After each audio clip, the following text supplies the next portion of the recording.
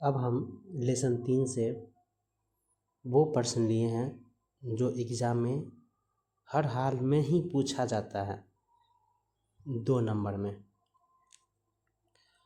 तो हम लोग देखते हैं कि समीकरण का जो समीकरण युग्म होता है उसका अद्वितीय हल है अथवा कोई हल नहीं है अथवा अनेक हल है। तो सबसे पहले हम इसका थ्योरी समझ जाते हैं। थ्योरी समझने के बाद हम क्वेश्चन को आसानी से बना सकते हैं। इसमें 2 समीकरण दिया हुआ है A1 B1 C1 और नीचे हो जाएगा A2 B2 C2।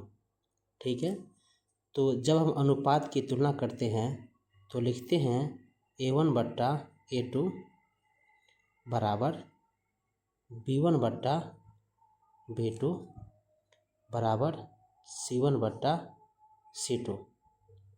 ठीक है, जब इसका पहला ही बराबर नहीं होगा, जब पहला ही बराबर नहीं होगा तो इसका अद्वितीय हल होगा,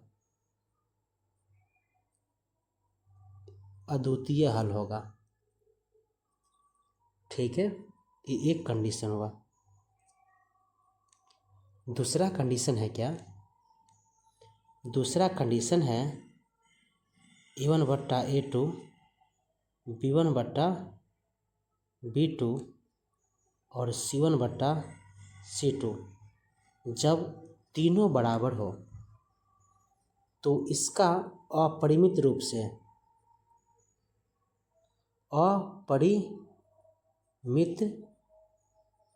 से अनेक हल होगा,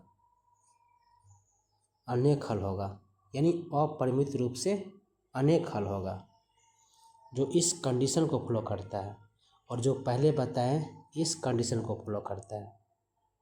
ठीक है, अब जो तीसरा कंडीशन है वो है A1 बट्टा A2 B1 बट्टा B2 C1 बट्टा C2। जब ये लास्ट वाला कटता है तो इसका कोई हल नहीं होता है, कोई हल नहीं होगा, कोई हल नहीं होगा। ये जो अभी हम 3 कंडीशन बताए वो है ग्राफीय निरूपण और इसमें ग्राफीय निरूपण ही पूछा जा रहा है। नहीं, ये ग्राफीय निरूपण नहीं है, ये गणितीय निरूपण है। गणित में ही होता है एक हल, अनेक हल और कोई हल नहीं। यह अभी हम गणितीय निरूपण बताए हैं। क्या बताए हैं? गणितीय निरूपण। अब दूसरा वीडियो में हम बताएंगे ग्राफीय निरूपण का। ठीक है, तो ग्राफीय निरूपण भी इसमें देख लीजिए। जैसे ग्राफ निरूपण में भी 3 कंडीशन होता है। जो हम पहले बोले जिसका अद्वितीय हल है वो समीकरण को एक ही पर काटता है। ठीक है, ये हो गया ग्राफीय। और जिसका अनेक हल होता है एक पर एक होता है, इसको बोलते हैं क्या? अपरिमित रूप से अनेक हल है। और एक होता है क्या? समांतर। जो समांतर होता है उसका कोई हल नहीं होता है। तो इसका तीन कंडीशन होता है। ठीक है, अब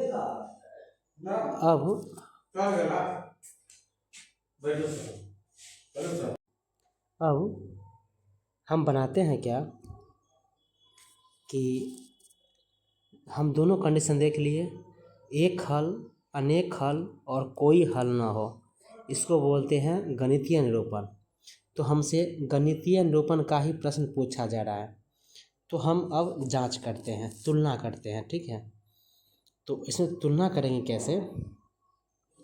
यहाँ पर लिख लेंगे, जैसे हमको 2 नंबर में पूछा गया तो हम पहले हल लिख लेंगे और हल लिखने के बाद लिख लेंगे A1 के मान 5, A2 के मान 3, उसके बाद B1 के मान -8, B2 के मान -24/5, C1 के मान 1 और C2 के मान 3/5। हम लिख लिए इसको। लिखने के बाद अब नीचे लिखेंगे अब नीचे लिखेंगे क्या, A1 बट्टा A2 B1 बट्टा B2 बराबर C1 बट्टा C2 की तुलना करने पर, की तुलना करने पर। ठीक है, तो अब तुलना करते हैं कि 5 बट्टा 3 बराबर -8 बट्टा -24, अब बट्टा कितना हो गया 5, बराबर हो गया 1 बट्टा 3 बट्टा 5। ठीक है, तो मेरे प्रिय छात्र, अब ये देखना है, जब 8 में 24/5 से भाग देंगे तो ये 5 ऊपर चला जाएगा। ठीक है, तो ये हो जाएगा मेरा 3/5, अब बराबर हो जाएगा 40/24, और ये 5 ऊपर चला जाएगा तो ये हो जाएगा 5/3। ये पहला ही कट गया, पहला ही बराबर नहीं है। जब पहला ही बराबर नहीं है तो इसका केवल कौन सा हल होगा, अद्वितीय हल होगा। अब लास्ट में लिख देंगे कि समीकरण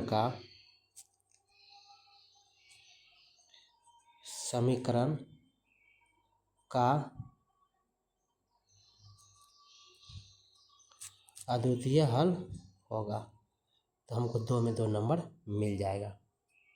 ठीक है, और आप लोग इस प्रश्न को बार बार बनाइएगा। अब ठीक इसी के तरह ग्राफीय निरूपण का हम क्वेश्चन लेकर के आ रहे हैं। ठीक है, तो अभी के लिए इतना ही। अब प्रश्न संख्या 8 बनाते हैं लेसन 3 से। ये भी 2 नंबर में पूछा जाता है, जो महत्वपूर्ण है।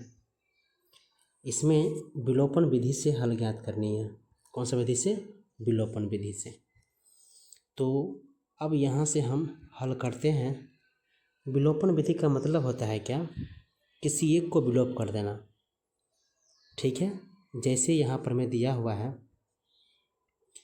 2x + 3y, इसका वैल्यू दिया हुआ है कितना 8, और 4x + 6y, इसका वैल्यू दिया हुआ है कितना 7। तो अब देखिए इसमें से कौन बराबर है। अब इसमें से कोई बराबर नहीं है। यदि हम बराबर करते हैं 2 से गुना करके, तो ये हो जाएगा 4x 6x, और ये 8 दूना 16x आ जाएगा, और ये 4x 6x है। ठीक है, और ये साइन बराबर है। यदि इसको हम घटाएंगे, 8 दूना 16 और 7 चौके, और हम क्या करेंगे इसको,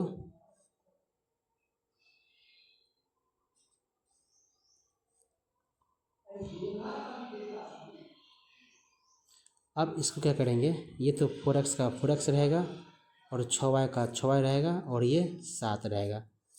यदि हम समीकरण को घटाते हैं तो ये दोनों कट जाता है, और यह प्रश्न यदि एग्ज़ाम में आ जाए तो बहुत परेशानी हो जाता है।